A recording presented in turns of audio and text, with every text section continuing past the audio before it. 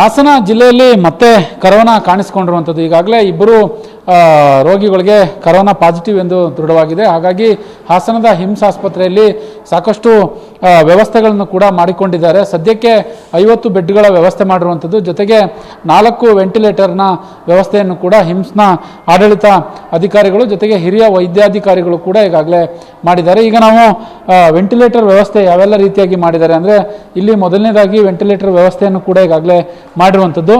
ಅಂದರೆ ಯಾರೇ ರೋಗಿಗಳು ಬಂದರೆ, ಕರೋನಾ ಪಾಸಿಟಿವ್ ಇದ್ದಂಥ ಪೇಷಂಟ್ಗಳು ಆ ಥರದವರು ಯಾರಾದರೂ ಬಂದರೆ ವೆಂಟಿಲೇಟರ್ನ ಸದ್ಯಕ್ಕೆ 4 ವೆಂಟಿಲೇಟರ್ನ ಅವಶ್ಯಕತೆ ಇರುವ ಹಾಗೆ ವ್ಯವಸ್ಥೆ ಈಗ ಮಾಡಲಾಗಿದೆ ಹಾಸನದ ಹಿಮ್ಸ್ ಆಸ್ಪತ್ರೆಯ ವೈದ್ಯಾಧಿಕಾರಿಗಳಿಂದ.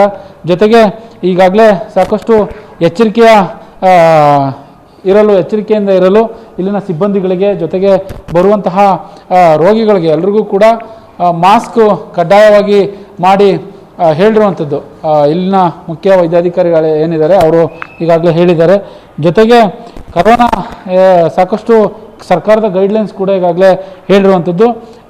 ಒಂದು ಕಡೆ ಎಷ್ಟು ಬೆಡ್ ವ್ಯವಸ್ಥೆ ಆಗಿದೆ, ಎಷ್ಟು ವೆಂಟಿಲೇಟರ್ನ ವ್ಯವಸ್ಥೆ ಆಗಿದೆ, ಅದರ ಜೊತೆಗೆ ನಮ್ಮ ಜೊತೆಗೆ ತಿಳಿಸ್ಕೊಡ್ಲಿಕ್ಕೆ ಮುಖ್ಯ ಹಿರಿಯ ವೈದ್ಯಾಧಿಕಾರಿಗಳಿದ್ದಾರೆ.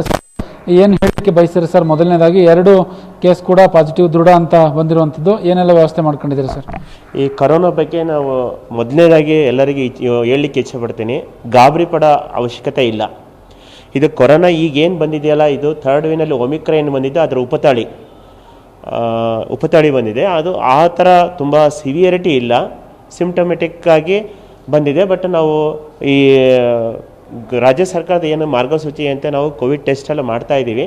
ಅಂದರೆ ILD ಪೇಷಂಟ್ಸು ಮತ್ತು ಸಾರಿ ಪೇಷಂಟ್ಗೆ, ತೀವ್ರತರ ಉಸಿರಾಡ ತೊಂದರೆ ಇರೋ ಪೇಷಂಟ್ಗೆ ಮಾಡ್ತಾಯಿದ್ದೀವಿ. ನಾವು ಆಲ್ರೆಡಿ ನಿನ್ನೆ ಏನಾಗಿದೆ, 2 ಪೇಷಂಟ್ನ ಟೆಸ್ಟ್ ಮಾಡಿದಾಗ 2 ಪೇಷಂಟ್ ಪಾಸಿಟಿವ್ ಬಂದಿದೆ. ಆಗ ನಾವು ಈ ಟ್ರೀಟ್ಮೆಂಟ್ ಕೊಡ್ತಾರೆ. ಅಲ್ಲಿ ಅವರು ಸಿಂಪ್ಟಮೆಟಿಕ್ ಇದೆ, ಸ್ವಲ್ಪ ಕಾಫ್ ಇದೆ ಮತ್ತು ಸ್ವಲ್ಪ ಥ್ರೋಟ್ ಪೇನ್ ಇದೆ.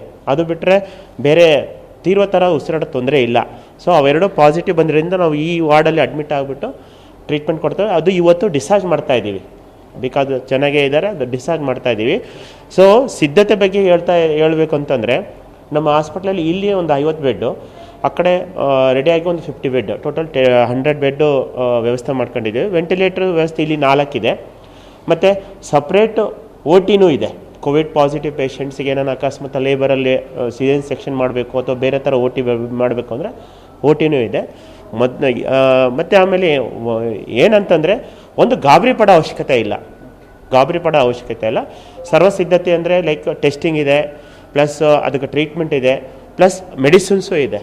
ಸೊ ಅಂದರೆ ಮೆಡಿಸಿನ್ ಅಂದರೆ ಸಪೋರ್ಟಿವ್ ಟ್ರೀಟ್ಮೆಂಟ್.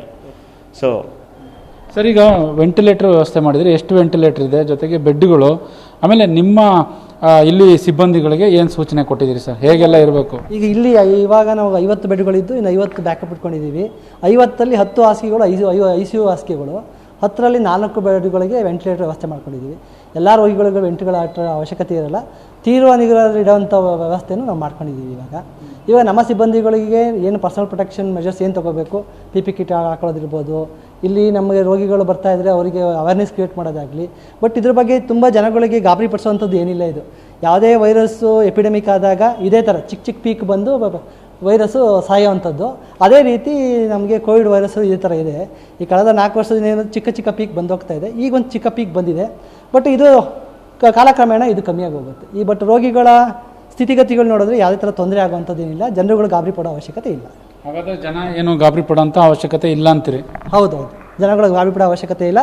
ಅವರು ಮನೆಗಳಲ್ಲೇ ಚಿಕ್ಕ ಸಿಂಪ್ಟಮ್ಸ್ ಇದೆ ಅಂತಂದರೆ ಆದಷ್ಟು ಬಿಸಿನೀರು ಕುಡಿಯುವಂಥದ್ದು, ಜನಜಂಗುಳಿ ಇರೋ ಜಾಗದಲ್ಲಿ ಹೋಗದೇ ಇರೋವಂಥದ್ದನ್ನು ಮಾಡ್ಕೊಂಡು ಮನೆಯಲ್ಲೇ ಐಸೋಲೇಟ್ ಆಗೋದು ಒಳ್ಳೆಯದು. ಇದಿಷ್ಟು ಇಲ್ಲಿನ ಹಿರಿಯ ವೈದ್ಯರು, ಅಂದರೆ ಒಂದು ಕಡೆ ರಾಘವೇಂದ್ರರವರು ಮತ್ತು ಡಾಕ್ಟರ್ ಪ್ರವೀಣ್ ಅವರು ಇಬ್ಬರು ಕೂಡ ಹೇಳುವಂಥ ಮಾತು, ಯಾರು ಕೂಡ ಗಾಬರಿ ಪಡುವಂತಹ ಅವಶ್ಯಕತೆ ಇಲ್ಲ. ಈಗಾಗಲೇ ಇಲ್ಲಿ ಬೇಕಾದಂತಹ ಸದ್ಯಕ್ಕೆ 4 ವೆಂಟಿಲೇಟರ್ ವ್ಯವಸ್ಥೆ ಮಾಡಿದ್ದೀವಿ, 50 ಬೆಡ್ಗಳನ್ನು ವ್ಯವಸ್ಥೆ ಮಾಡಿದ್ದೀವಿ. ಜೊತೆಗೆ ಇಲ್ಲಿರುವ ಸಿಬ್ಬಂದಿಗಳಿಗೆ ಕಡ್ಡಾಯವಾಗಿ ಮಾಸ್ಕ್ ಮತ್ತು ಸ್ವಚ್ಛತೆಯನ್ನು ಕಾಪಾಡಲಿಕ್ಕೆ ಹೇಳಿರುವಂಥದ್ದು. ಭಾಳ ಮುಖ್ಯವಾಗಿ PPE ಕಿಟ್, ಅಂದರೆ ಯಾರು ಕರೋನಾ ಪೇಷಂಟ್ಗಳ ಜೊತೆ ಇರ್ತಾರೆ ಅಂಥವ್ರಿಗೆ PPE ಕಿಟ್ ಹಾಕಿ ಕೆಲಸ ಮಾಡಲಿಕ್ಕೆ ಸೂಚನೆಯನ್ನು ಕೂಡ ಕೊಟ್ಟಿದ್ವಿ. ಯಾವುದೇ ಕ್ಷಣದಲ್ಲಿ, ಯಾವುದೇ ಸಂದರ್ಭದಲ್ಲಿ ಹಿಮ್ಸ್ ಆಸ್ಪತ್ರೆಯ ವೈದ್ಯಾಧಿಕಾರಿಗಳಾಗಿರ್ಬೋದು, ಸಿಬ್ಬಂದಿಗಳಾಗಿರ್ಬೋದು, ಎಲ್ಲರೂ ಕೂಡ ನಾವು ಕರೋನಾ ಜೊತೆ ಈಗಾಗಲೇ ಈ ಹಿಂದೆನೂ ಕೂಡ ಹೋರಾಡಿದ್ದೀವಿ, ಮುಂದೆ ಮತ್ತೆ ಹೋರಾಟ ಮಾಡಲಿಕ್ಕೂ ಕೂಡ ಸಿದ್ಧರಿದ್ದೀವಿ ಅನ್ನುವ ಮಾತುಗಳನ್ನ ಈಗಾಗಲೇ TV5 ಜೊತೆ ಹೇಳಿರುವಂಥದ್ದು. ಕ್ಯಾಮ್ರಾ ಪರ್ಸನ್ ಕಿಶೋರ್ ಜೊತೆ ಪ್ರಕಾಶ್, TV5 ಹಾಸನ.